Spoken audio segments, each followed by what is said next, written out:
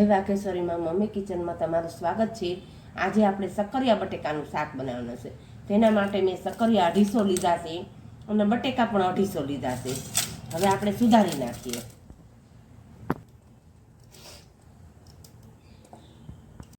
હવે આપણે સક્કરિયા અને બટેકા બંને સુધારી નાખ્યા છે। હવે તેને આપણે વઘારી નાખીએ। સક્કરિયા બટેકા બંને ધોયા જ છે પણ તોય સુધારીને આમાં પાણી એડ કરી નાખીએ, પછી આપણે આ વઘારી।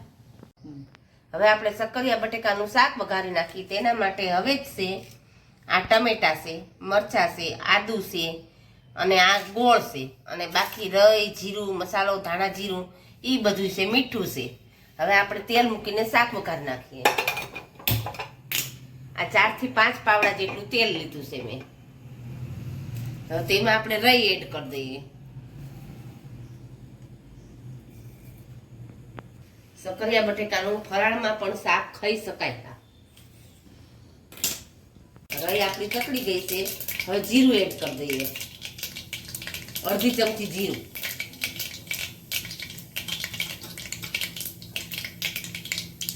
અને મસાલો નાખીને આપણે શાક વઘારી નાખીએ।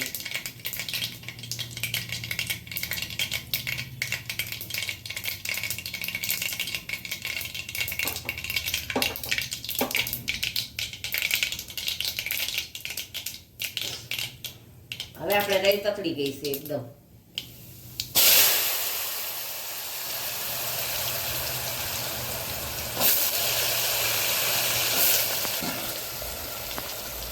હવે આમાં આપણે મરચાં એડ કરી દઈએ।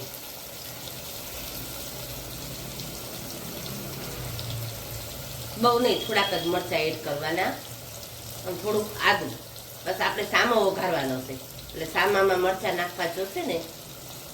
અને આ ગોળ એડ કરી દઈએ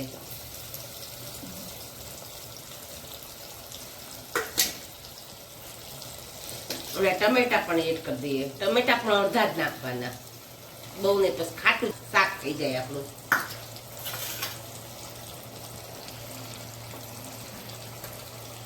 અડધી ચમચી હળદર, 1 ચમચી ભરીને ધાણા જીરું,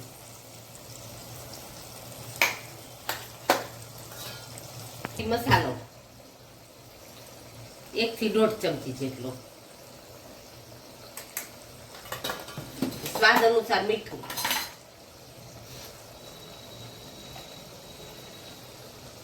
હવે આપણે આને બધાને હલાવી નાખીએ।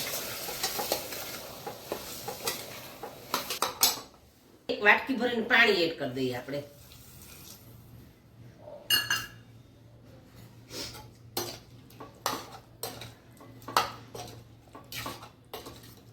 બસ 1 વાટકી ભરી નાખતે, વધારે નહીં, બસ જરૂર લાગે તો વધારે નખાય, અત્યારે જરૂર નથી। 3 સીટી વગાડવા મૂકી દઈએ આપણે।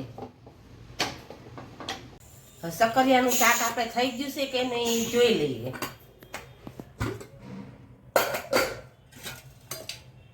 હા, સરસ થઈ ગયું છે શાક, મજાનું, પાણી પરફેક્ટ પડ્યું છે,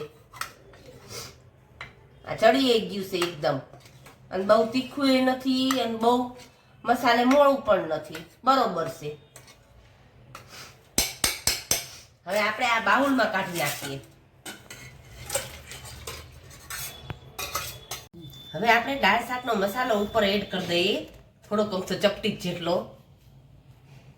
આ દાળ શાકના મસાલાની રેસીપી મારી ચેનલમાં છે। આ ફરાળી શાક છે, આ ફરાળી શાકમાં પણ દાળ શાકનો મસાલો આપણે નાખી શકાય, એ જ રીતના મેં બનાવ્યો છે મસાલો। આની રેસીપી મારી ચેનલમાં છે, તમે જોઈજો। અને હવે કોથમરીથી આપણે ગાર્નિશ કરી નાખીએ। આપણે સક્કરિયા બટેકાનું શાક તૈયાર થઈ ગયું છે। જો તમને અમારી રેસીપી કેવી લાગી તે કોમેન્ટ કરીને તમે અમને જણાવજો। અમારી રેસીપીને લાઈક કરજો અને અમારી ચેનલને સબસ્ક્રાઈબ કરજો।